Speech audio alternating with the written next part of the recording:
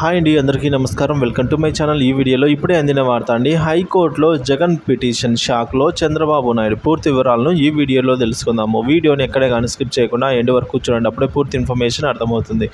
అలాగే వీడియోకి ఒక లైక్ చేయండి ఫ్రెండ్స్. వీడియోలోకి అయితే వెళ్ళిపోదాము ఫ్రెండ్స్. ఇక విషయానికి వచ్చినట్లయితే అసెంబ్లీలో తమకు ప్రతిపక్ష హోదాను కల్పించాలని చెప్పి కోరుతూ వైసీపీ అధినేత అయిన వైఎస్ జగన్మోహన్ రెడ్డి గారు హైకోర్టులో పిటిషన్ దాఖలు చేశారు. ఈ మేరకు ఆ పిటిషన్పై విచారణ చేపట్టిన హైకోర్టు కీలక వ్యాఖ్యలు చేసిందండి.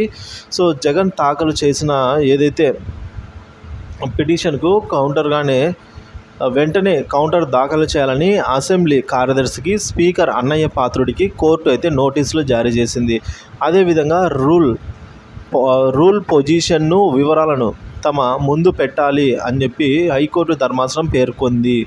పిటిషన్పై తదుపరి విచారణను మరొక 3 వారాలకు వాయిదా వేశారు. ఈ లోపల ఏ నిర్ణయం అయింది చెప్పాలి అని చెప్పేసి హైకోర్టు అయితే నిర్ణయం చెప్పాలని అయితే వారి ముందు పెట్టాలని అయితే కోరిందనమాట. కాగా అసెంబ్లీలో వైసీపీ ప్రతిపక్ష హోదా ఇవ్వాలని మాజీ ముఖ్యమంత్రి వైఎస్ జగన్మోహన్ రెడ్డి మంగళవారం శాసనసభ స్పీకర్ చింతకాయల అన్నయ్య పాత్రుడికి లేఖ కూడా రాశారు. ఎమ్మెల్యేల ప్రమాణ స్వీకారం సందర్భంగా ముఖ్యమంత్రి తర్వాత ప్రతిపక్ష నేతతో ప్రమాణ స్వీకారం చేయించడం ఆయన ఆనవాయితీ అని లేఖలో పేర్కొన్నారు.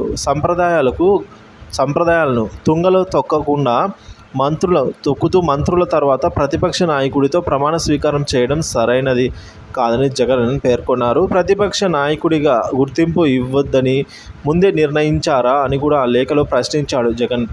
ఇక ఇరుపక్షంలో ఎవరికి ఎక్కువ సీట్లు ఉంటే వాళ్ళకే ప్రతిపక్ష హోదా ఇవ్వాలంటూ చట్టంలో ఉందని జగన్ తెలిపారండి. సో మొత్తానికి హైకోర్టు చేసుకొని ఇందులో హైకోర్టు అయితే 3 వారాల లోపల మీ నిర్ణయాన్ని కోర్టు ముందు ఉంచాలి అని చెప్పేసి తీర్పునివ్వడం జరిగిందండి.